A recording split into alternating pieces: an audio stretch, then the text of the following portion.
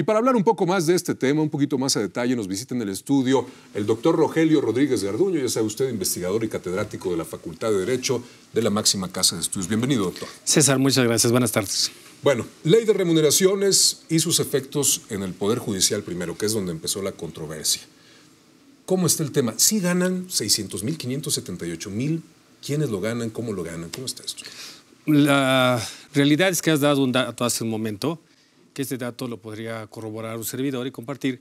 Este dato deviene de documentos públicos, acuerdos generales del Pleno del Consejo de la Suprema Corte de Justicia de la Nación, donde se establecen los sueldos de los ministros en una cantidad bruta de 528,782 pesos en un salario bruto.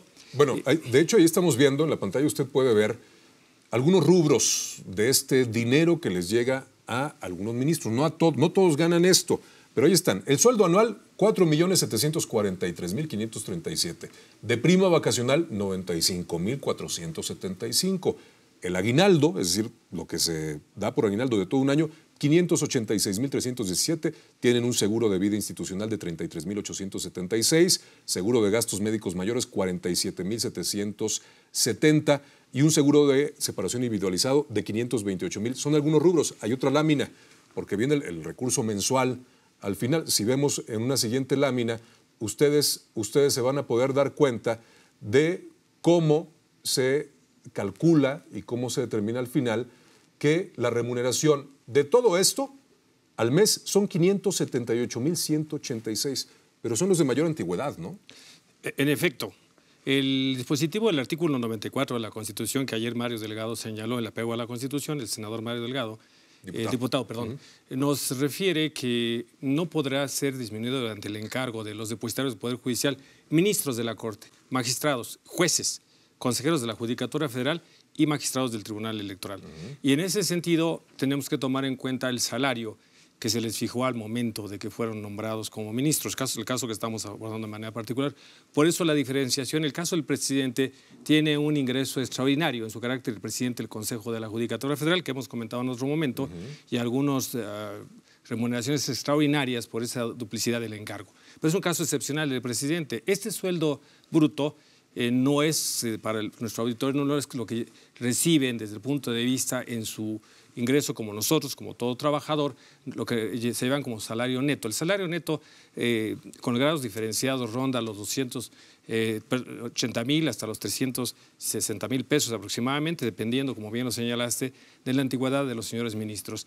No son los 600,000 pesos, pero tampoco son los 200,000 pesos que se han señalado. Habremos que ir a las fuentes, y las fuentes son el presupuesto de la Secretaría de Hacienda, el presupuesto que se asignó para el ejercicio de 2018 y el acuerdo de febrero 27 que la Suprema Corte de Justicia de la Nación publicó en el Diario Oficial de la Federación, donde da a conocer el desglose de los tabuladores y claramente podemos ver, y con la transparencia que establece el artículo 6º, cuánto ganan los ministros, cuánto ganan los magistrados, jueces y consejeros. Ahora, doctor, de acuerdo a los recursos que se han interpuesto, de acuerdo a las declaraciones que han hecho ministros y que en la opinión pública ya han permeado, ¿cuál es tu percepción? ¿Sí se están defendiendo los salarios per se o si hay un fondo de inconstitucionalidad por el que están velando, por el que están protegiendo la Constitución los ministros? ¿Cuál es tu percepción? ¿Cómo lo ves?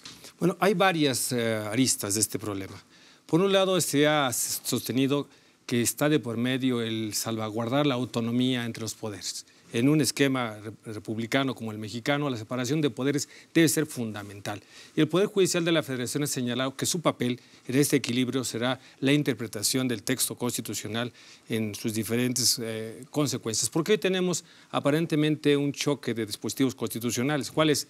Es el artículo 127, que por cierto hemos dicho, pero creo que es necesario reiterarlo. Es un artículo que deviene de una reforma de 2008, que pasa por varias discusiones a lo largo del tiempo, 2014, y que en un artículo transitorio tercero que se ha manifestado establece la posibilidad de reducir los salarios, incluyendo a los miembros del Poder Judicial de la Federación. Frente a ello tenemos otro artículo constitucional que es el 94, que dice que a los integrantes del Poder Judicial de la Federación, a los depositarios, que no son a todos, a los que ya señalamos, a ellos no se les podrá reducir durante el tiempo de su encargo. ¿Esto para qué? Para salvaguardar de estas discusiones políticas anuales la determinación de sus salarios en el presupuesto. Entonces, en esta cuestión tenemos un aparente choque, pero Por el otro lado, tenemos a servidores públicos que no son jueces y que no son magistrados, secretarios, actuarios, etcétera, integrantes del Poder Judicial de la Federación que han presentado amparos. Jueces también, magistrados han presentado amparos. Esos amparos se han concedido suspensiones. ¿Qué ha hecho la Corte? La Corte ha aplazado la resolución, si bien los jueces concedieron las suspensiones, como se dio cuenta antes de esta intervención, pero hay un tema relevante.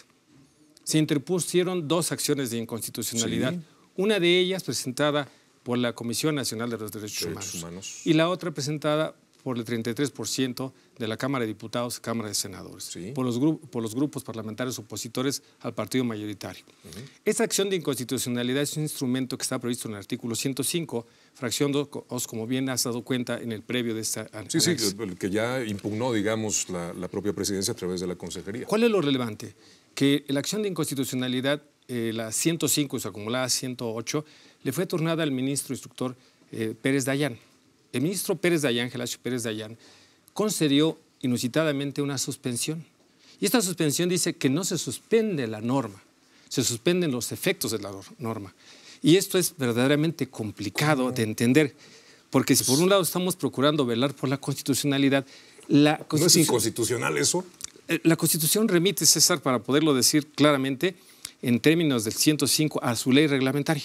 La ley reglamentaria de las fracciones 1 y 2 del 105, para las acciones de inconstitucionalidad no prevé la suspensión. Dice el artículo 64 que la admisión de la acción de inconstitucionalidad no dará lugar a la suspensión. ¿Por qué? Porque es una revisión abstracta de confrontación entre el texto legal y el texto constitucional. Pero si ya está suspendida por esta disposición, vamos a decir, original de Pérez Dayán, el presupuesto se discute en este mes y si eso no se resuelve de fondo, ¿cómo va a quedar el presupuesto? ¿O se va a aplicar o no la suspensión? ¿Se van a reducir o no los sueldos? ¿Cómo queda?